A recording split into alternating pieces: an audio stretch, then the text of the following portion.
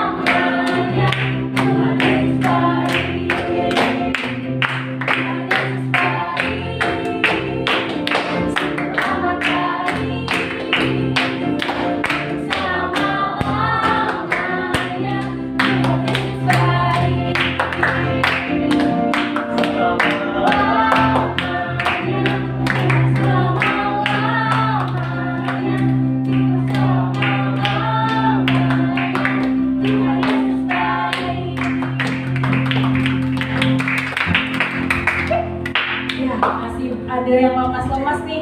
Ini nggak tahu liriknya apa gimana ya? Tahu kalau yang itu kan di depan ya. Yuk sama-sama lebih semangat lagi ya. Tahu nggak kenapa? Karena tahun ini adalah tahun dimana kita tuh harusnya mengingat bahwa tahun 2021 yang lalu, coba direnungin sepanjang satu tahun mungkin ada banyak hal yang kita alami ya. Ada banyak kebahagiaan, ada banyak keberhasilan, ada banyak juga mungkin kehilangan orang tercinta gitu ya. Mungkin ada juga yang kehilangan harta benda, Tapi dari semua hal itu, kita tuh tidak pernah kehilangan yang namanya Tuhan yang besar. Karena Dia adalah Tuhan yang setia. Sekalipun kita lagi mengalami hal-hal yang buruk, sekalipun kita lagi mengalami hal yang bahagia, atau hal yang bikin kita berduka cita, kita tuh masih punya Tuhan Yesus. Dan Tuhan Yesus itu adalah baik bagi kita. Dia tidak pernah berubah. Tuhan Yesus tidak pernah berubah, amin. Percaya dalam iman kita dan kita akui dengan berkata amin lewat mulut kita. Mari kita nyanyikan pujian ini sekali lagi ya. Kita nyanyikan Tuhan baik, Dia dalam kesudahan kasih setia Tuhan dengan hati yang bersyukur kepada Tuhan.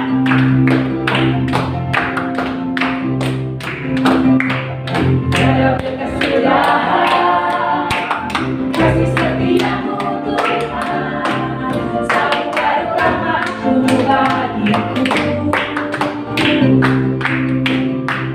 hari berganti hari, tetap kulihat kasih-Mu, tak pernah berakhir hidupku, karena Tuhan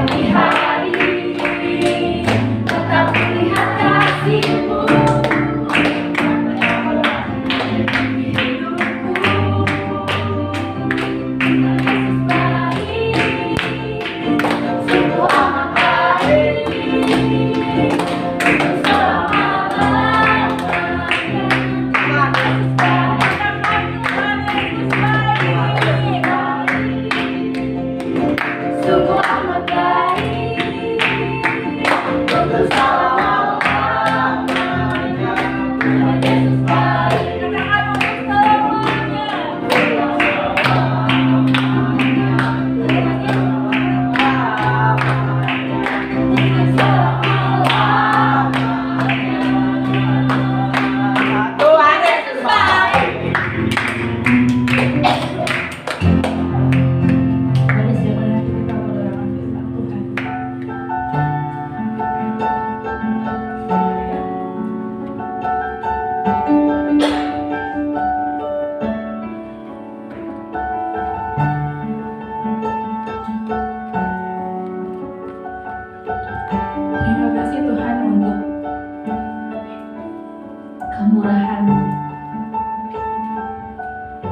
Terima kasih untuk tahun ini Tuhan. Terima kasih Tuhan. Terima kasih Tuhan. Kami sama-sama mau bersyukur lewat lagu ini Tuhan. Kami sama-sama mau memuji Engkau, betapa luar biasanya Tuhan. Dan lewat lagu ini kami sampaikan isi hati kami kepada Tuhan. Terima kasih Tuhan.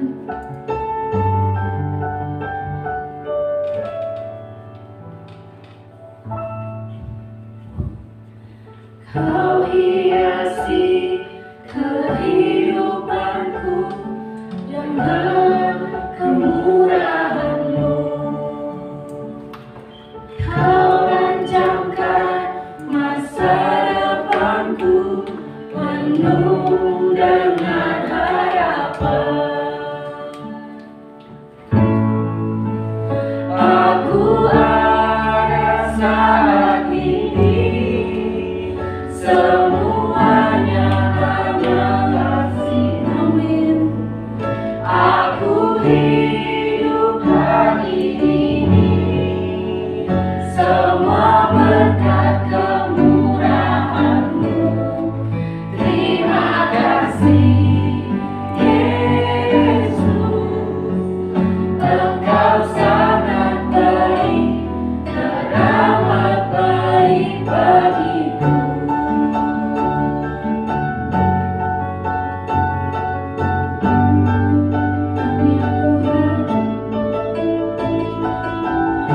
Tuhan.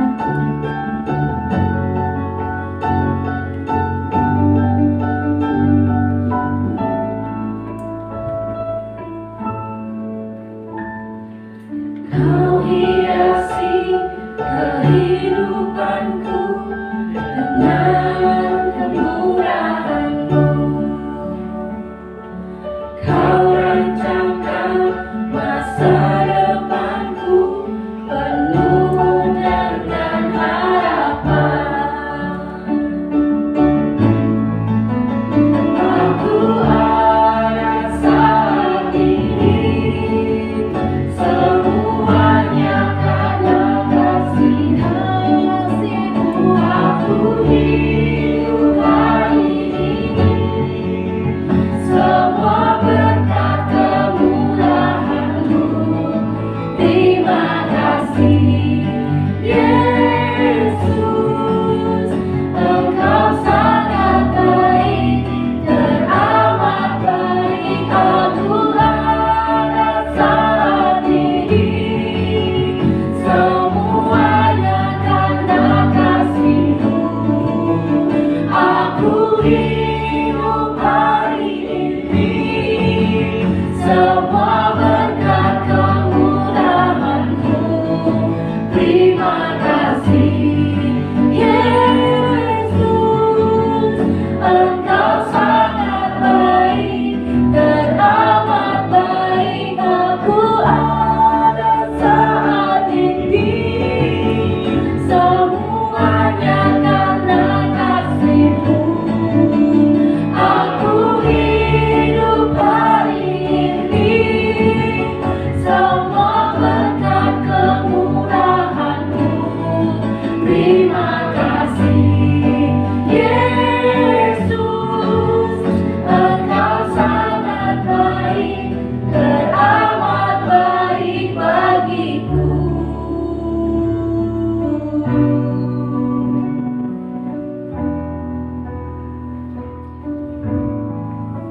Mari sama-sama kita merenungkan kebaikan Tuhan dalam hidup kita sepanjang tahun yang lalu. Masing-masing dari kita, mari merenungkan setiap kebaikan Tuhan.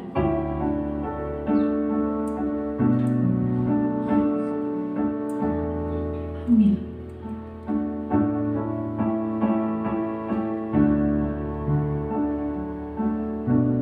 Mari mengucap syukur. Mari mengucap syukur untuk kebaikan yang sudah Tuhan kasih, untuk setiap pemeliharaan Tuhan. Mengucap syukur untuk setiap kebaikan yang sudah kita terima. Terima kasih Tuhan. Aku bersyukur untuk tahun-tahun yang lalu kalau Tuhan begitu baik. Banyak hal Tuhan menyertai kehidupan kami. Pribadi demi pribadi. Bersyukur untuk remaja di tempat ini juga Tuhan. Engkau menyertai. Terima kasih Tuhan. Terima kasih Tuhan.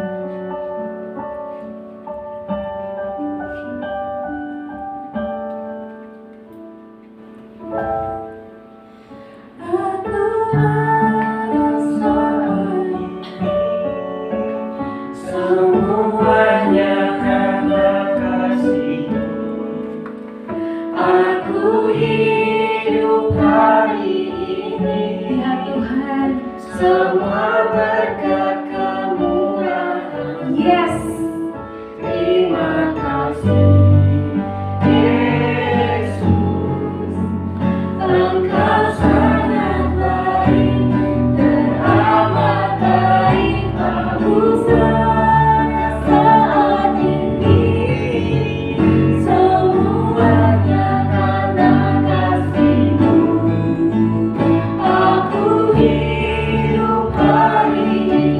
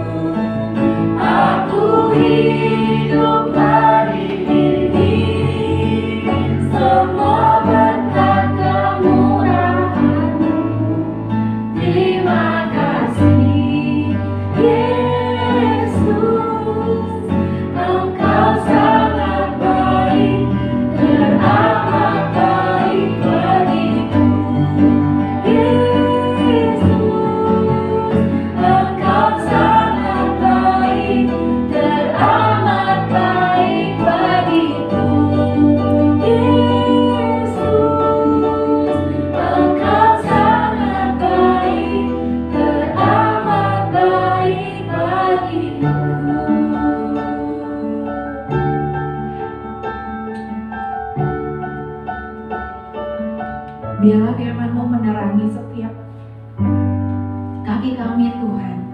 Biarlah firman-Mu membukakan mata kami. Biarlah telinga firman-Mu membukakan telinga kami Tuhan, sehingga kami mengerti apa yang tidak kami mengerti. Roh Kudus pimpin setiap kami supaya kami mengerti akan firman-Mu. Bahkan sekalipun hal-hal yang tidak kami mengerti, kami percaya Tuhan, di dalam nama Tuhan Yesus Kristus kami dibuat Tuhan untuk mengerti, supaya yang kami terima hari ini bukanlah hal yang sia-sia, tapi sungguh menjadi berkat buat kehidupan kami dalam kerohanian Tuhan yang terutama, sehingga kami dimampukan untuk kami boleh menjalani kehidupan kami, menjadi kekuatan kami, menjadi dasar kami berharap Tuhan, menjadi dasar kami untuk beriman dan percaya kepada Tuhan. Memberkati setiap kami yang mendengarkan. Bila firman-Mu hari ini Tuhan, sungguh-sungguh boleh kami terima dengan hati yang rendah hati dan lemah lembut, dan hati yang terbuka bagi setiap kami Tuhan. Memberkati hamba-Mu, memberkati Kak Yayu yang akan menyampaikannya. Biarlah urapan yang dari Tuhan itu turun atas Kak Yayu. Biarlah perkataan Tuhan itu Tuhan, pewahyuan-Mu turun atas Kak Yayu saat ini Tuhan. Terima kasih Tuhan, kami sama-sama menyerahkan diri kami dalam meminta pertolongan kepada Tuhan, dan untuk kami mendengarkan kebenaran firman Tuhan. Di dalam nama Tuhan Yesus Kristus kami berdoa. Haleluya. Amin.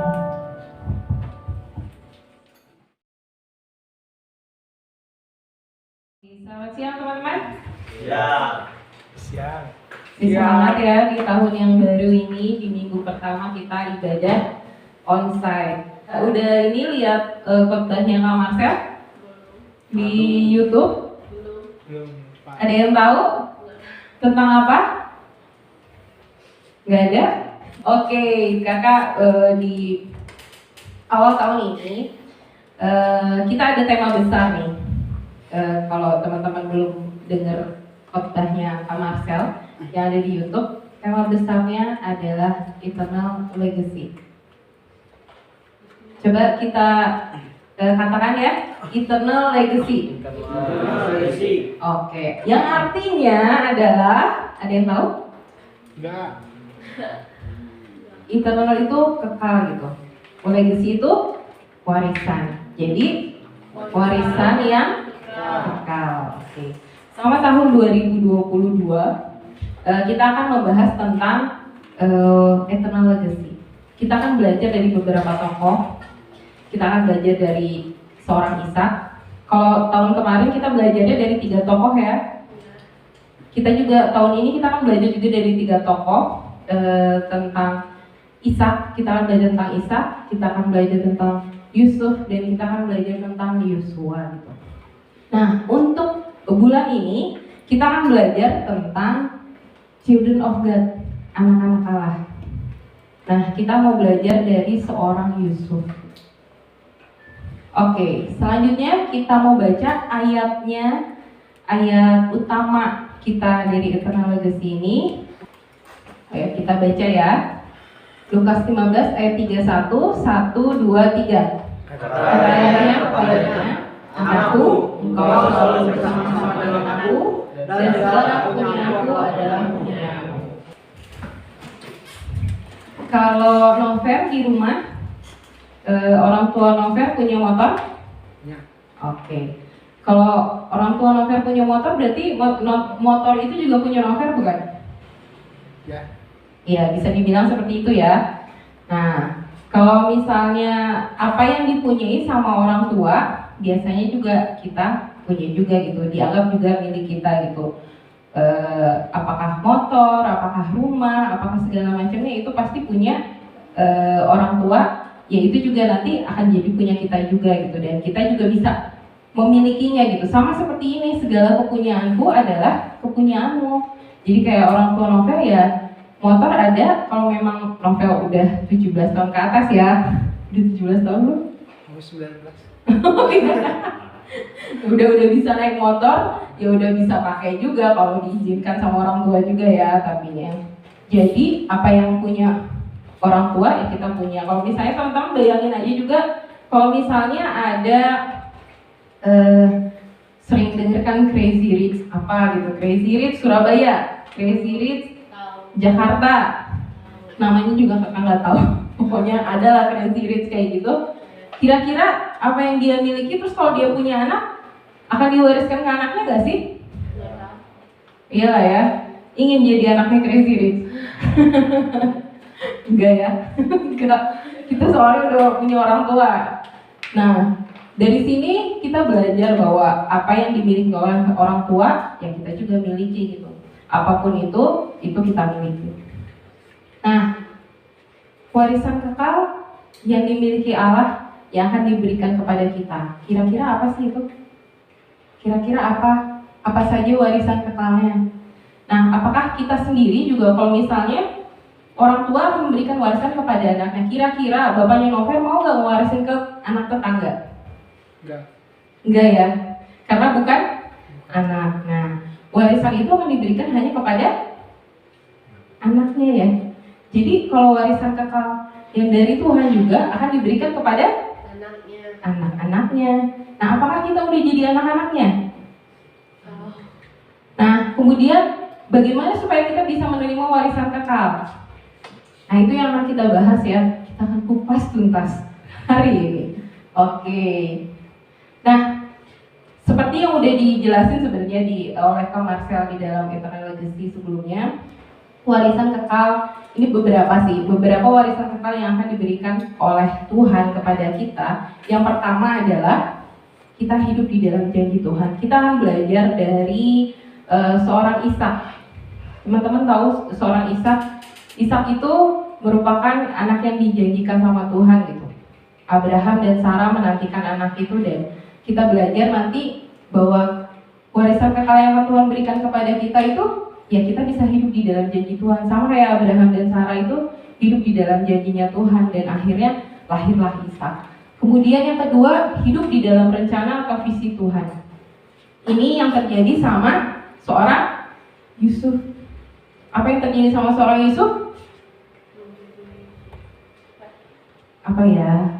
Nanti kita akan belajar lebih ininya. Tapi Yusuf itu mendapatkan visi dari Tuhan dan dia menjalaninya, dan akhirnya ya visi itu tergenapi di dalam hidupnya. Dan yang ketiga adalah kita hidup berkemenangan di dalam iman gitu.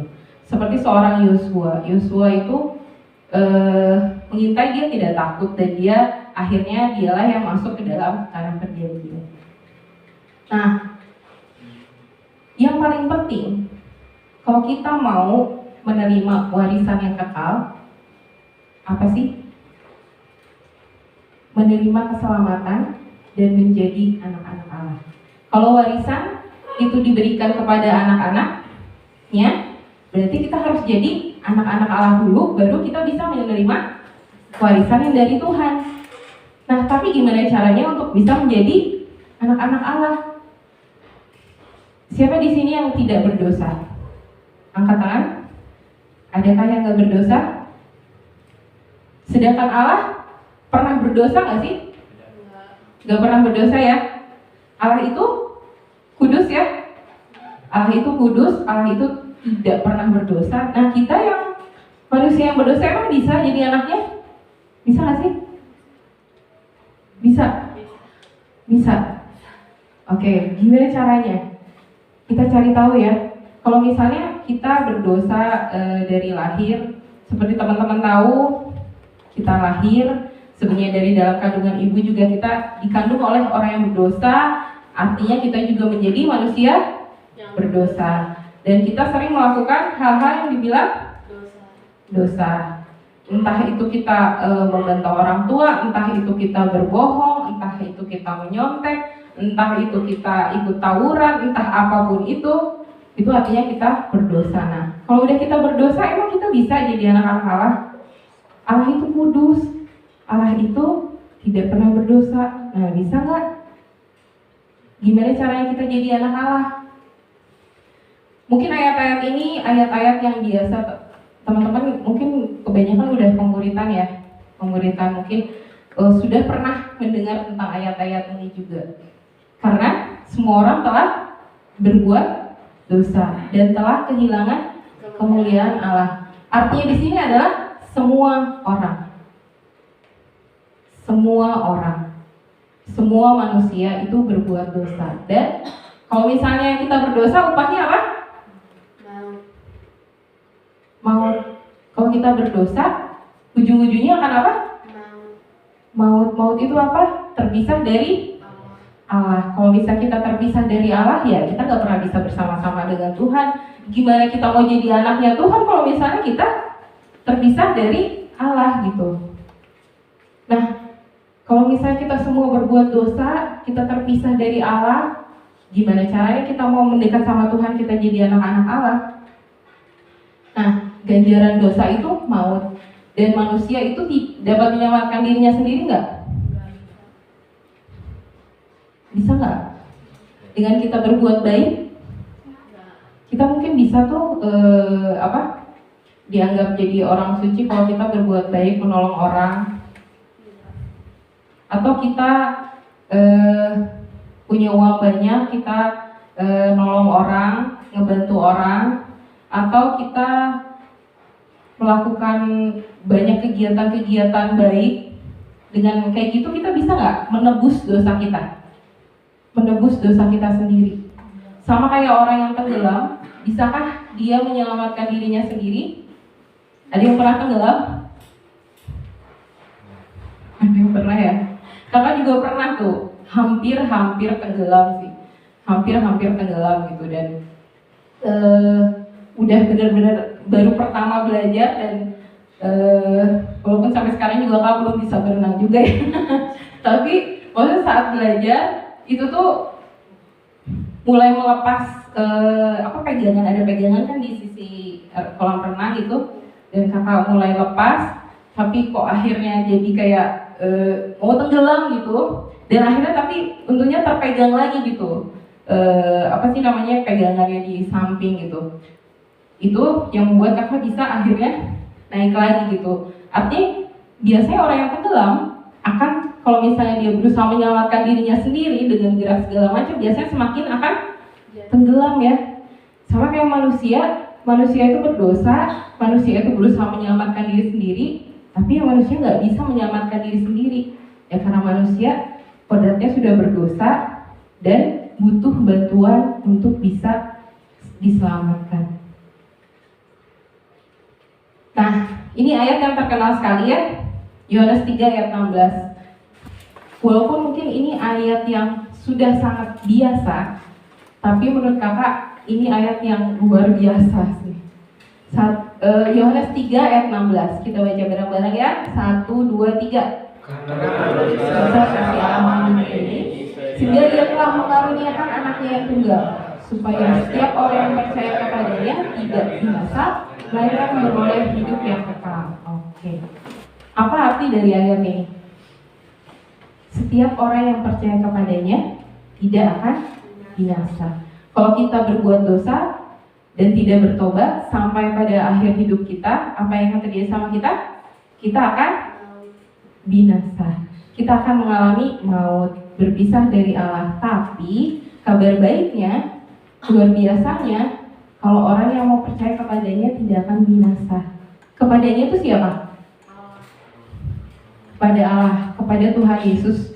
Itu kalau misalnya kita percaya kepadanya, kita tidak akan binasa, tapi memperoleh hidup yang kekal. Nah, ini juga ada ayat hafalan pemuritan teman-teman mungkin di pelajaran 1 kalau masih ingat ya. Masih ingat ya? Oke.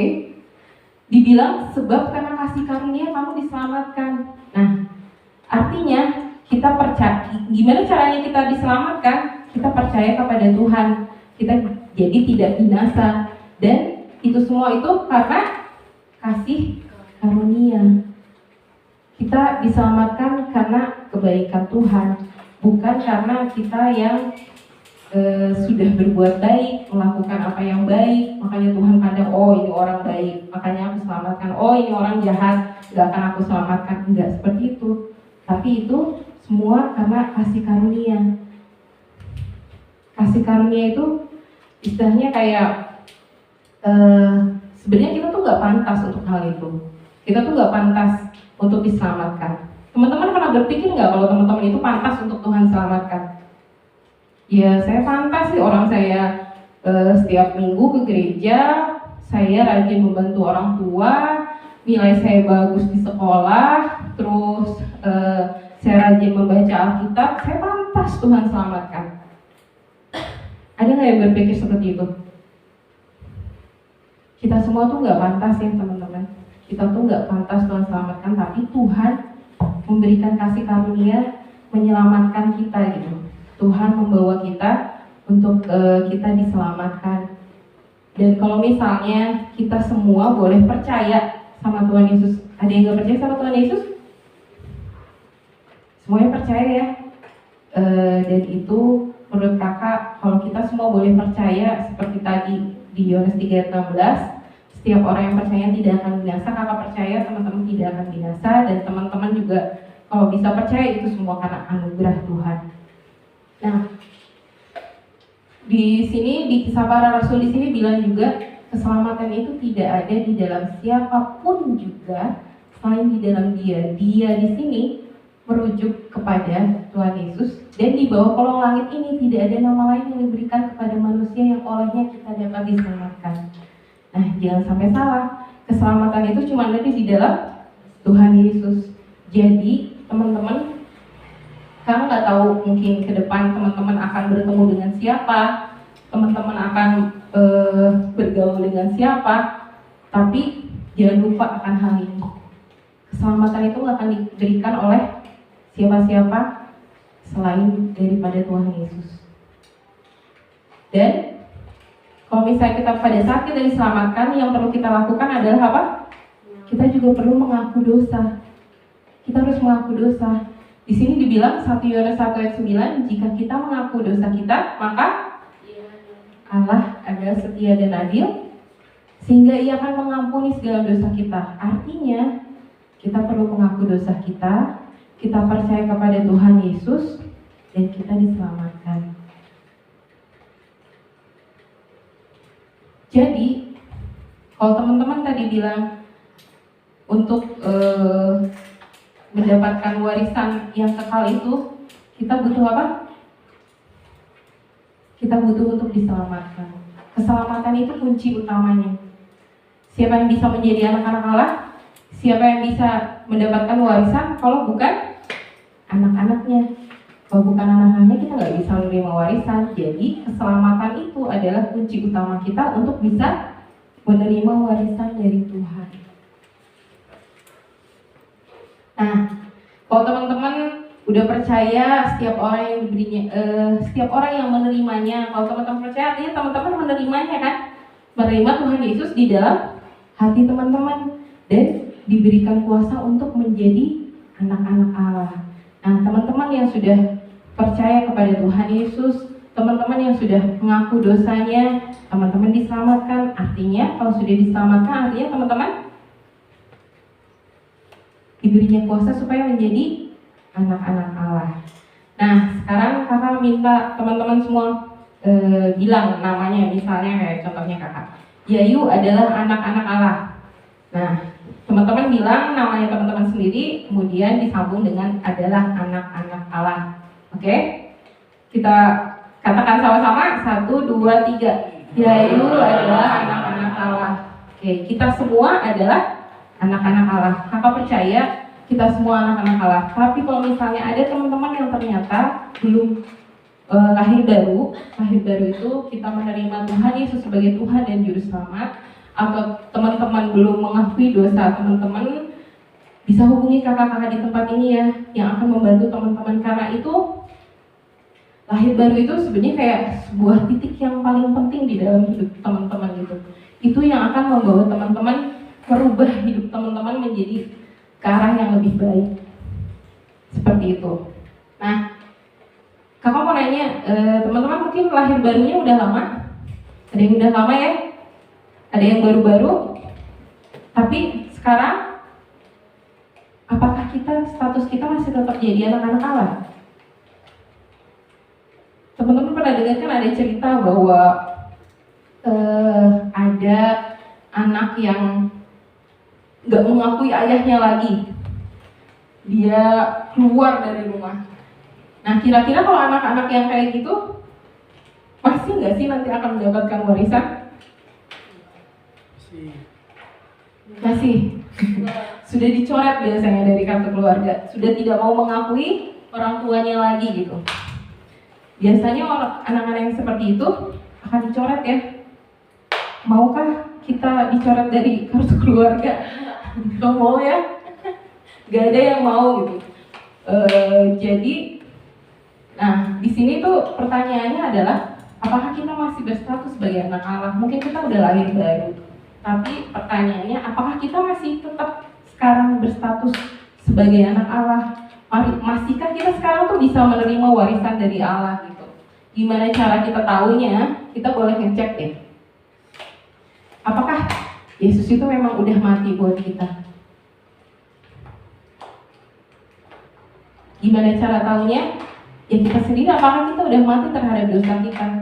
Yesus itu udah mati untuk dosa-dosa kita. Nah kita sendiri, apakah kita sudah mati sama dosa-dosa kita? Pernah lihat gak teman-teman orang mati makan? Pernah lihat? Apa yang bisa dilakukan oleh seorang yang mati? Tidur. Kalau tidur ada ngoroknya juga ya. Tapi kalau orang mati mah nggak akan bisa ngorok ya. Udah tidak berdaya, kaku. Dia ada keinginan nggak orang mati itu untuk beli es cendol? Nggak ada ya. Ada keinginan nggak buat dia sekolah? Ada keinginan nggak dia buat main sama teman-temannya? Nggak ada ya. Nah, artinya kalau misalnya sudah mati terhadap dosa, artinya itu sama sekali gak ada ketertarikan sama dosa itu. Sama sekali tidak ada keinginan untuk melakukan dosa. Kalau orang mati tidak mau melakukan, tidak bisa dan gak bisa lagi ngapa-ngapain, ya sama juga kalau misalnya kita mati terhadap dosa, ya kita gak punya keinginan lagi buat berbuat dosa gitu. Apakah kita masih punya keinginan untuk berbuat dosa? Nah, kita cek juga ya. Kita mau belajar dari seorang yang namanya Yusuf. Cuman kalau teman-teman lihat di sini adalah waktu Yusuf diberikan jubah yang indah sama orang tuanya, sama Yakub. Yakub itu orang tuanya. Yusuf itu anaknya dari dan Yakub. Nah, pada saat itu dia berusia 17 tahun. Teman-teman yang udah usia 17 tahun atau lebih dari 17? Banyak ya? Oke, atau yang mendekati 17? Nah, ini tuh Yusuf berusia 17 tahun gitu. Dan Yusuf itu dia suka mengembalakan kambing domba sama saudara-saudaranya. Ada saudara-saudaranya kan yang saudara-saudara laki-lakinya tuh ada sejumlah 11 orang gitu. Mereka dari ibu yang berbeda-beda juga. Nah, mereka bersama-sama mengembalakan. Nah, sebenarnya Yusuf ini dikasih kepercayaan yang lebih sama orang tuanya, sama Yakub. Nah, saudara-saudaranya ini ternyata suka untuk melakukan kejahatan. Mungkin memang di Alkitab nggak dikasih tahu ya kejahatannya tuh apa sebenarnya. Entah dia ngejual kambing domba, mungkin terus uangnya dia simpan sendiri, entah apapun itulah yang dilakukan, mungkin nggak tertulis memang, tapi di situ tertulis bahwa Yusuf itu menyampaikan kejahatan saudara-saudaranya kepada Yakub. Jadi sebenarnya bisa dibilang Yusuf ini dipercaya oleh seorang Yakub. Yakub ini memberikan kepercayaan karena Yakub ini mungkin menilai karakternya Yusuf itu orang yang dapat dipercaya. Nah, maka dari situ Yusuf itu dipercaya sama Yakub untuk kasih tahu nih kalau misalnya ada kabar atau apa selama menggembalakan kambing domba.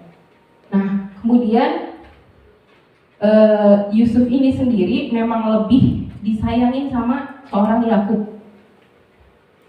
Dia lebih disayang karena dia lahir pada masa tuanya Yakub, dan Yusuf ini lebih disayangin sampai Yusuf ini dibikinin jubah yang maha indah kalau dibilang di ayat Alkitab itu.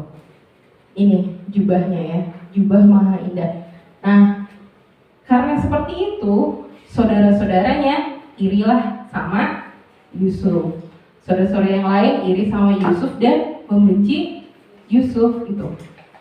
Nah, di sini juga Yusuf itu juga dia mendapatkan mimpi, bahwa 2 kali dia bermimpi berkasnya disembah, terus dia juga bahwa matahari, bulan, dan 11 bintang itu menyembah dia gitu. Nah, ngedengar kayak gitu, saudaranya yang udah iri, makinlah iri, makinlah benci sama si Yusuf ini gitu. Nah, akhirnya si saudara-saudaranya yang lain, mereka bermufakat awalnya ingin bunuh Yusuf, tapi akhirnya mereka membuangnya dulu ke sumur. Kemudian ada saudagar-saudagar yang suka ngejualin budak, kemudian dijual Yusuf ke saudagar-saudagar itu, dan saudagar itu menjualnya ke Potifar, yaitu pengawal raja Firaun gitu. Kerjanya di Firaun gitu istilahnya. Sampailah dia di Potifar. Kira-kira kalau teman-teman menjadi seorang Yusuf, rasanya kayak gimana sih? Jujur kakak nggak kebayang juga seorang Yusuf dia diiriin sama saudara-saudaranya, dibenci sama saudara-saudaranya, sampai saudaranya sendiri ngebuang dia. Biasanya yang muncul pasti apa? Rasanya apa? Kecewa. Rasanya mempertanyakan kenapa saudara-saudara membenci dia. Rasanya dia akan balas dendam ya, mungkin sama perbuatan saudara-saudaranya. Rasanya pasti seperti itu gitu, berkecamuk kan, pasti ada rasa seperti itu. Nah, kita mau belajar. Kalau tadi dibilang mati terhadap dosa, itu apakah kita memang status kita masih anak-anak Allah sekarang tuh kita bisa ngecekin apakah kita sekarang udah mati terhadap dosa atau enggak. Nah, mati terhadap dosanya Yusuf kita mau belajar. Ada 2 hal di mana dia benar-benar mati terhadap dosa. Pertama, seorang Yusuf tidak tergoda oleh hawa nafsu. Di sini dibilang Kejadian 39 ayat 12, tetapi Yusuf meninggalkan bajunya di tangan perempuan itu dan lari keluar. Jadi pada saat itu Yusuf memang digoda oleh tante Potifar, istrinya Potifar. Kemudian apa yang dia lakukan? Dia lari.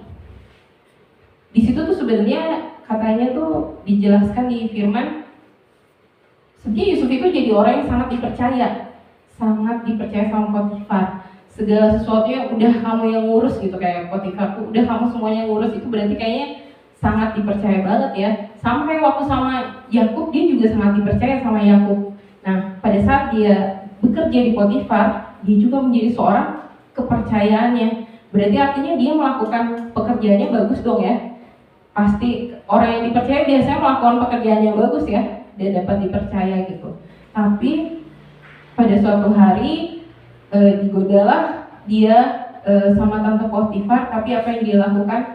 Dia lari keluar. Bahkan dia sampai bilang, bagaimana mungkin saya melakukan hal yang jahat kepada Allah. Artinya mungkin memang nggak pernah disebutkan ya. Dulu mungkin memang belum ada Alkitab kayak sekarang. Kita bisa belajar Alkitab, kita bisa belajar kebenaran. Tapi mungkin yang itu menjelaskan kepada Yusuf tentang kebenaran, tentang apa yang harus dia lakukan, tentang apa yang baik, apa yang benar gitu. Dan itu diserap sama Yusuf dan Yusuf lakukan gitu. Maka dari itu dia menghormati Allahnya, sampai dia tuh gak mau melakukan hal yang jahat. Nah, hawa nafsu itu apa sih? Hawa nafsu itu apa yang ada di dalam diri manusia yang penuh dengan dosa dan meluap-luap, itu melampaui dari apa yang benar gitu, akal sehat dan kekudusan. Hawa nafsu itu adalah hawa nafsu. Nah, kita hidup ada ya banyak hawa nafsu di sekitar kita, di dalam diri kita gitu. Nah, saat hawa nafsu kita kayak ingin membuat kita untuk melakukan kejahatan, nah yang perlu kita lakukan itu seperti Yusuf, lari. Jadi kalau misalnya teman-teman mungkin diajak sama temennya yang lain, yuk kita mabal yuk pelajarannya nggak enak yuk, bosen nih pelajarannya, yuklah mabal. Tapi teman-teman tahu, teman-teman posisinya adalah teman-teman sudah diselamatkan, teman-teman statusnya sebagai anak Allah, teman-teman diingatkan di dalam hati juga. Nggak enak gitu di dalam hati. Roh Kudus berbicara. Apa percaya sih kalau misalnya teman-teman udah diselamatkan, Roh Kudus itu berbicara di dalam hati gitu kalau kita melakukan yang jahat. Nah, diingatkan, kemudian apa yang harus dilakukan? Lari. Lari itu bukan maksudnya tuh lagi ngobrol langsung kayak gitu, enggak juga sih. Ya bisa seperti itu atau bisa juga dengan menolaknya. Artinya itu jangan dibiarin itu teman-teman tuh ada di situ terus gitu. Semakin teman-teman ada di situ, di tengah teman-teman yang ngajakin mabal, entah ngajakin ngerokok atau ngajakin untuk melakukan yang jahat, nyuri gitu, nyolong misalnya, semakin teman-teman tetap ada di tengah-tengah hal yang seperti itu atau pergaulan yang seperti itu, lambat laun bisa dipastikan teman-teman akan terpengaruh. Mungkin sekarang kita bisa nolak, besok-besok bisa nolak lagi nggak? Atau lusa bisa nolak lagi nggak? Belum tentu ya. Jadi seperti dibilang di 1 Korintus 15 ayat 33, apa dibilangnya? Janganlah kamu sesat. Pergaulan yang buruk merupakan kebiasaan yang baik. Jadi kalau misalnya teman-teman tahu, teman-teman bergaul dengan teman-teman nih biasa merokok, tapi ingin lepas dari rokok, udah tahu itu salah dan gak mau untuk merokok karena itu merusak juga kesehatannya. Tapi teman-teman bergaul sama teman-teman yang merokok, kira-kira awal-awal mungkin gak mau, lama-lama biasanya ngirup lagi baunya, terus ditawarin pertamanya nolak, lama-lama ya udahlah gak apa-apa lah sekali-kali, lama-lama balik lagi ngerokok seperti itu. Jadi lari saat hawa nafsu apapun itu. Teman-teman yang paling tahu, mungkin ada kebiasaan buruk teman-teman juga itu berupa hawa nafsu dan itu ingin membuat kita melakukan yang jahat apapun itu. Ingat, lari, alihkan ke yang lain. Kalau misalnya alihkan pikirannya ke yang lain. Teman-teman tahu akan kebenaran, mungkin teman-teman bisa pikirkan kebenaran atau perkatakan kebenaran kayak gitu. Teman-teman lari dari hal itu. Teman-teman bisa untuk tidak tergoda sama hawa nafsu. Dan itu yang dilakukan oleh seorang Yusuf. Makanya Yusuf bisa berhasil ya untuk tidak tergoda. Kalau Yusuf tergoda di situ, kita nggak pernah tahu, ternyata kayaknya nggak akan ada kisah lanjutan dari Yusuf di Alkitab gitu. Tapi Yusuf berhasil lari dari hal itu. Nah, yang kedua, mau mengampuni.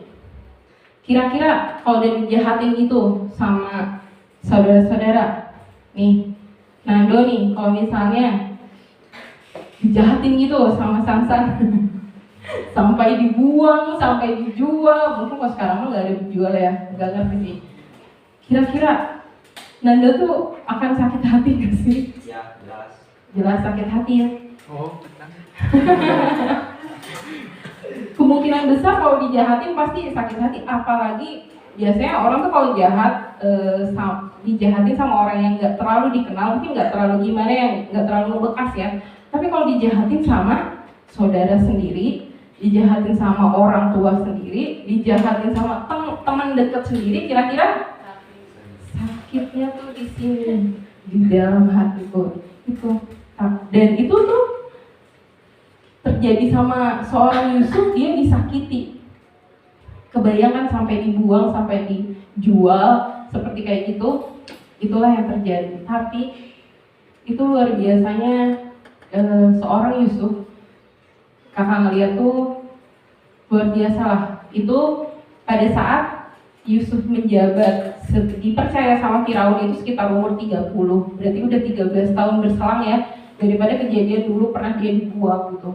Kemudian dia bertemu sama orang tuanya setelah 7 tahun kelaparan, 7 tahun kemakmuran, terus baru 7 tahun kelaparan kan, saudara-saudaranya akhirnya ke Mesir ya untuk cari bahan pangan karena sama sekali udah gak ada pangan. Jadi saudara-saudaranya diutus sama bapaknya sana beli bahan pangan gitu supaya dapat makanan, mereka bisa makanan. Yusuf ini pada saat melihat saudara-saudaranya, dia tahu Sebenarnya dia juga gak bisa menahan rasanya ingin nangis gitu. Akhirnya kan kayak ketemu orang yang dia rindukan bertahun-tahun, kebayang rasanya kayak gimana ya. Dia akhirnya tuh kayak cari tempat, dia menangis terus balik lagi kayak gitu. Dia gak ingin kelihatan menangis gitu, sampai suatu saat akhirnya dibukalah sama Yusuf kalau dia adalah Yusuf gitu. Dan saudara-saudara pasti kaget juga gitu. Mereka gak kepikiran kalau Yusuf tuh masih ada di situ. Dan seorang Yusuf, dia mengampuni saudara-saudaranya. Disinilah di Kejadian 45 ayat 2-5. Di sini saat Yusuf ini mengakui, aku ini Yusuf, adakah bapakku masih hidup? Dia nanyain tentang saudaranya, dia nanyain tentang bapaknya, dan dia bilang, tapi hebatnya seorang Yusuf itu, dia paham gitu. Tuhan tuh ternyata maksudnya Tuhan tuh seperti ini ya. Maksudnya Tuhan itu supaya Yusuf itu bisa mengantar Yusuf ke sana terlebih dahulu supaya bisa menyelamatkan keluarganya gitu. Dari situ Yusuf paham gitu. Dan akhirnya Yusuf itu mau mengampuni, bukan akhirnya, Yusuf tuh sudah mengampuni saudara-saudaranya juga gitu deh. Dia mengampuni, dan kalau misalnya orang kira-kira kalau mengampuni itu karena ada apa sih? Karena ada kasih ya. Kasih. Kira-kira orang bisa mengasihi nggak kalau bisa mengampuni nggak kalau nggak mengasihi? Enggak ya. Karena kasih Allah ada di dalam orang itu bisa mengampuni orang lain gitu. Sebenarnya permasalahannya juga antara sebenarnya apakah kita mau atau enggak gitu. Kalau misalnya kita mau mengampuni, kasih Allah itu pasti memberikan kekuatan buat kita buat bisa mengampuni. Dan pengampunan itu merepresentasikan kasih Allah. Kalau kita mau mengampuni, artinya kasih Allah itu ada di dalam kita. Dan kalau misalnya kita mengampuni, bisa dipastikan bahwa kita itu mengasihi orang itu dan kita murah hati gitu. Nah, dari kedua hal tersebut,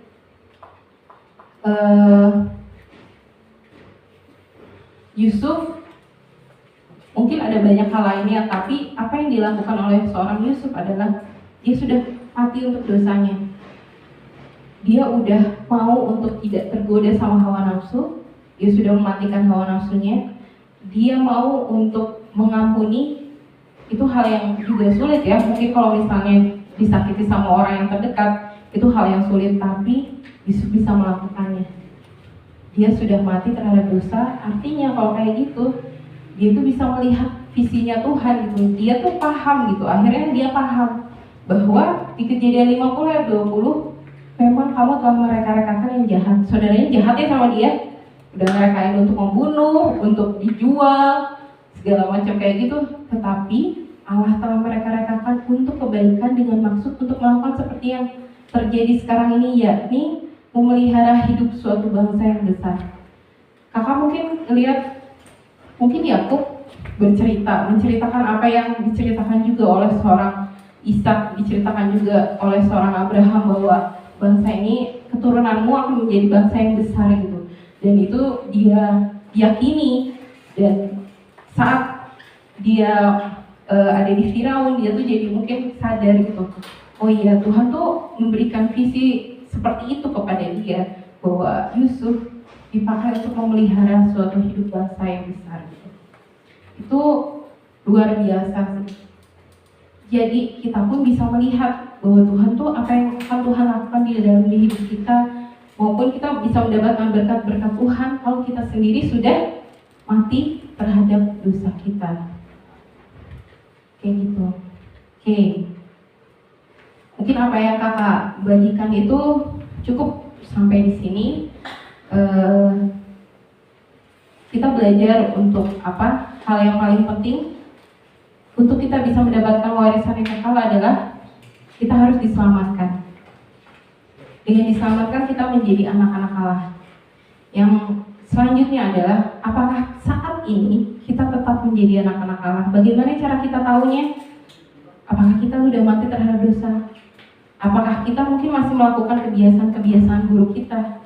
Apakah kita sudah belajar untuk lari dari hawa nafsu kita, lari dan tidak melakukan hawa nafsu kita? Apakah kita mau mengampuni orang yang jahat sama kita gitu?